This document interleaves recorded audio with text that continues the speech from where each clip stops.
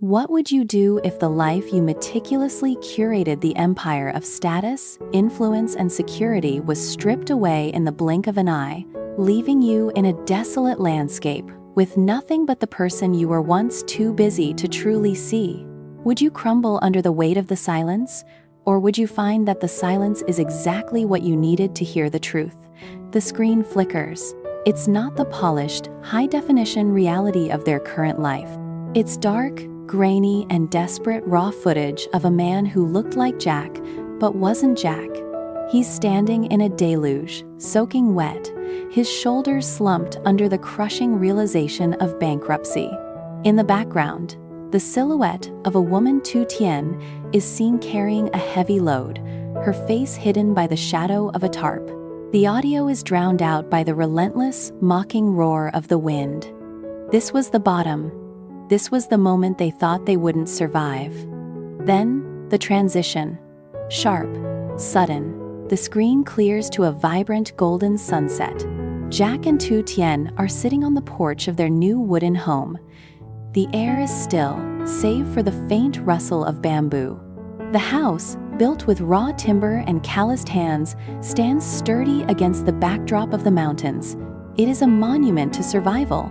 Jack doesn't look at the camera. He looks at his hands, his thumbs tracing the rough, scarred skin where the blisters once bled. He looks like a man who has finally stopped running. "Do you remember the night the electricity was cut at the old site?" Jack asks, his voice low, vibrating with a resonance he never had back in the boardroom. "The night I told you everything would be fine while I knew we couldn't even afford the next meal." Tu Tien leans against the hand-hewn pillar, her gaze fixed on the fading light. "I remember. You paced that barn until the floorboards groaned. I wasn't sleeping, Jack. I could hear your breathing. It wasn't the breathing of a man who was fine. It was the sound of a man who was terrified he had killed his family's legacy. You thought you were protecting me by hiding your fear, but every time you sighed, it felt like the walls were closing in." Jack finally looks up. His eyes are clear, void of the jagged anxiety that once haunted them. "I wasn't just terrified, Tu Tien. I was profoundly ashamed. I looked at you, a woman who had sacrificed everything to stand beside me, and I saw a life of regret. I kept telling myself that I could outwork the shame. I thought if I stayed in the barn, if I hammered hard enough, I could erase the fact that I had failed as a provider. There were nights by the creek, where I truly considered just walking into the woods and never coming back. I didn't know who I was if I wasn't CEO Jack." Tu Tien turns toward him, her expression soft yet piercing, like a blade that has been tempered in fire. "You never told me that." "I couldn't," Jack admits, his voice cracking. "If I had admitted that I was empty, I would have had nothing left to hold on to. I thought my role was to be the architect, the invulnerable wall. But the truth was, you were the one holding the lantern. Every time I felt like disappearing into the mountain, I'd see you in the garden, tending to those pathetic wilted sprouts, trying to make something grow in dirt that hadn't seen rain in weeks. You were building a future while I was still trying to mourn a grave." The silence that follows isn't heavy. It's a clean, expansive silence. It is the sound of two people who have walked through a furnace and realize they aren't burnt, they are forged. Jack shifts, moving closer, his presence grounding. He isn't the man who needs to manage perceptions anymore. He is a man who knows his own weight. "I had my own secrets too," Tu Tien says, her tone suddenly reflective. "I watched you break your spirit against those logs, and I wanted to scream. I wanted to tell you that I didn't care about the farm, or the status, or the house. I cared about the man who once looked at me with eyes full of life, not the man who was becoming a ghost of his own failures. I was so afraid that if I reached out, you'd pull away, thinking I was pitying you. I spent months convincing myself that if I just kept the kitchen warm, if I just kept the meals ready, eventually, the reality of our love would drown out the noise of your regret. Jack reaches out, his fingers brushing hers. It's not a dramatic, movie-style gesture. It's small, intimate, and deliberate. We were both so busy playing our roles that we almost missed the chance to be human. I spent my life building things that could be taken away. I built a company, I built a reputation. But this house, this is the first thing I've ever built that cannot be repossessed by a bank or a board of directors. It can only be taken by time. Tu Tien laughs, a light, genuine sound that surprises them both. You know, the neighbors still look at us differently. They see the former CEO and the country girl, and they try to calculate our net worth in their heads. They don't understand that we are richer now than we ever were back in the city. The city, Jack muses, the word sounding foreign, like a memory from a different lifetime. It was a factory for insecurity. Every day, you had to prove you belonged. Here, the mountain doesn't care who I was. The trees don't care about my title. The only thing that matters is whether I'm strong enough to chop the wood and kind enough to treat you with the respect you deserve. It's a terrifying simplicity, isn't it? Tu Tien watches him with a gaze that seems to see through his chest. It's not terrifying, Jack. It's freedom. You're finally breathing. I am, he agrees.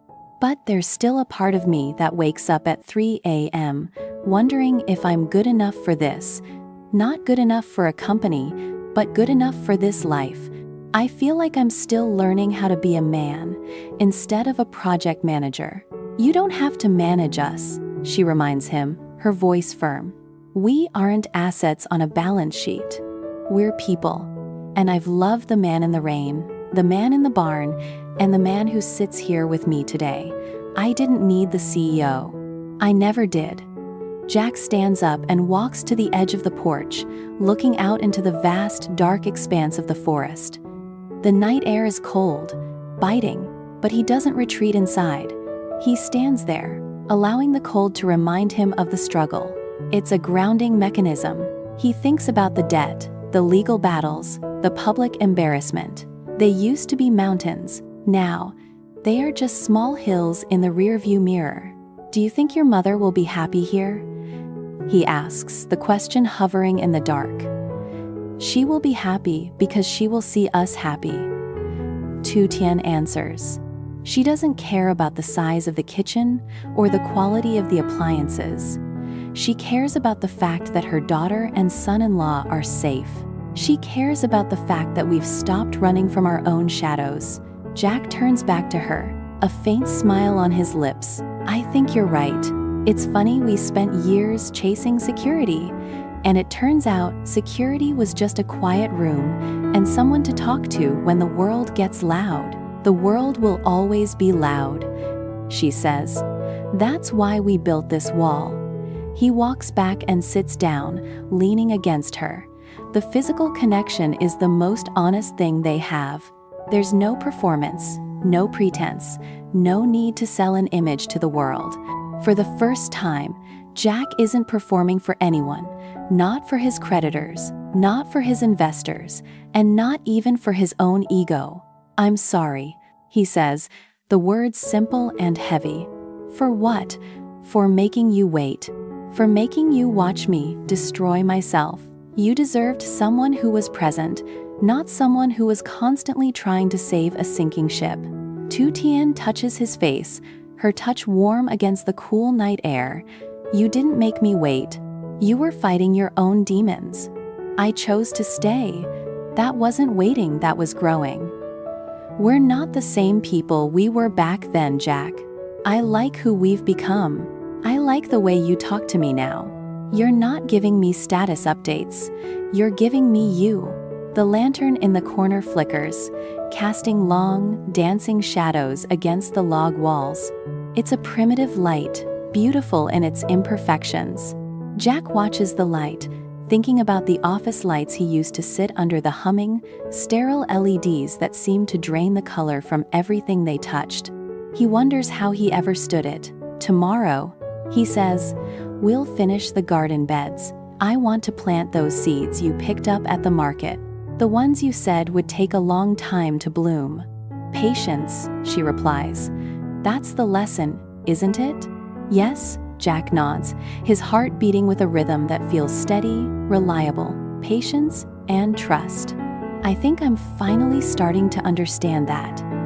The conversation drifts into the small, mundane joys of the future.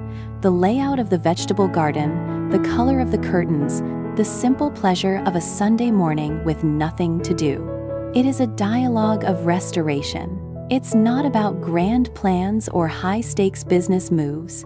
It's about the texture of a life lived on their own terms. Jack listens to her voice, the soft musical cadence that once seemed like a background sound in the chaotic symphony of his life. Now it is the music itself.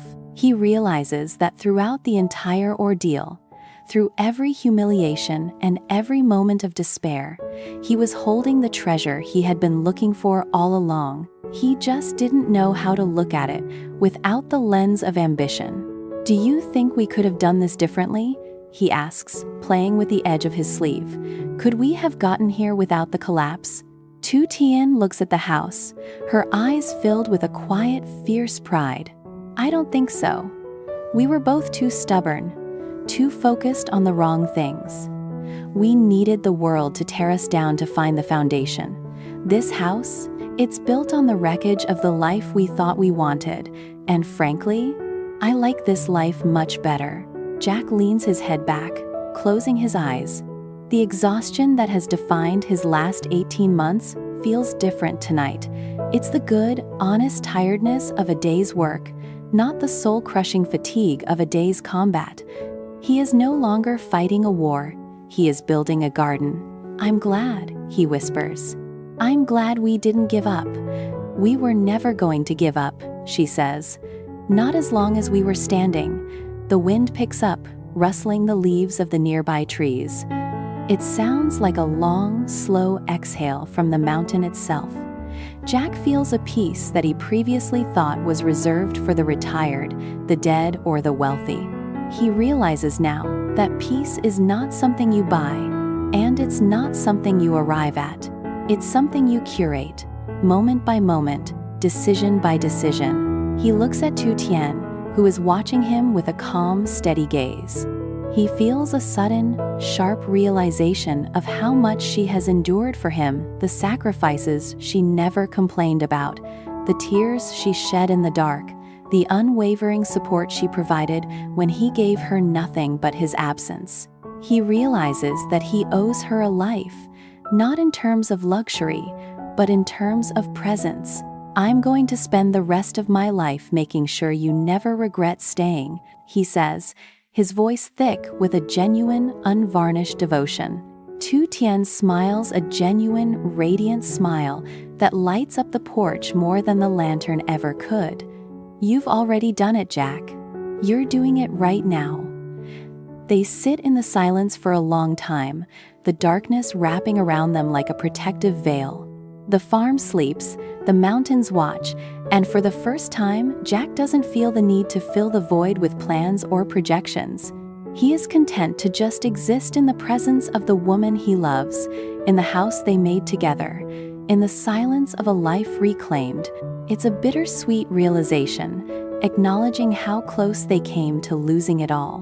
But the bitterness has been leached away by the reality of their survival, leaving behind only the sweet, sharp core of truth.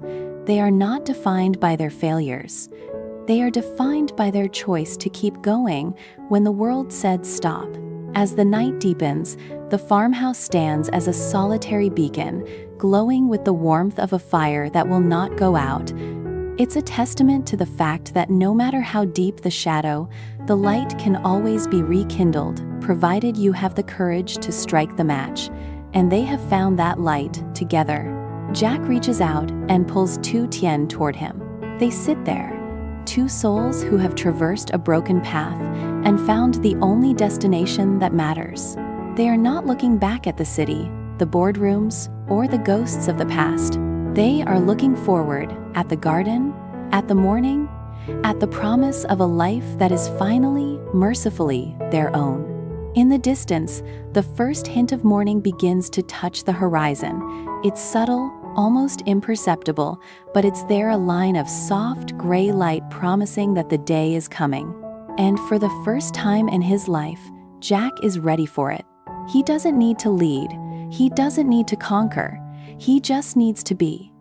The camera pulls back, slowly framing them within the structure of the home. They are perfectly captured, two people who lost everything to gain the only thing that actually lasts.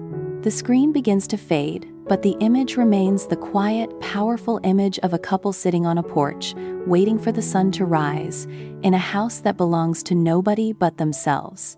This is the beauty of the struggle. It peels away the layers of the ego until all that remains is the core of who you are. And Jack and Tu Tien? They found out who they were when they lost everything else. They are stronger than the circumstances that tried to break them, more resilient than the debts that tried to bind them, and deeper in love than they ever were when they were chasing the hollow promises of a life they didn't even want. They have won, not by beating the odds, but by changing the game entirely. They have redefined what it means to be successful, what it means to be home, and what it means to be a family. And as the sun finally clears the peaks, turning the world into a canvas of brilliant waking gold, they stand together, ready to begin the work of living. This isn't an end, it's a beginning built on the ashes, hardened by the fire, and polished by the endurance of two people who refused to stop until they found the truth. And the truth is this: no matter how much you lose, as long as you have the person who stood with you when the wind was at its strongest, you haven't lost anything at all. You've just started the journey of a lifetime. The house stands, the sun rises, and the cycle continues: the planting, the building, the living, the loving. It's a beautiful, brutal, and rewarding cycle. And for the first time, Jack and Tu Tien are finally, completely, at peace. The story is theirs to tell, and the next chapter is already being written, one day at a time, in the soil of their own hard-won garden. The silence of the morning is not empty. It is full of potential, full of the quiet, beautiful hum of life starting fresh. They are ready. The world is waiting. And they have finally learned that the most important thing you can ever build isn't a business. It's the foundation you stand on when the rest of the world falls away. They stand, and they stand together, and they are finally, undeniably home. In your own life, who is the one person who walked through the darkest storms with you? The one who held the lantern when you couldn't see the path forward? Was it a spouse, a parent, a sibling, or a friend? We all have those moments of total collapse, and we all have those people who anchor us in the chaos. Take a moment to think about them, and if you have the courage, share their story in the comments below. Let's create a space to honor the people who helped us build our foundations, even when the world was trying to tear them down. Who helped you find your way back to yourself? We want to hear your story.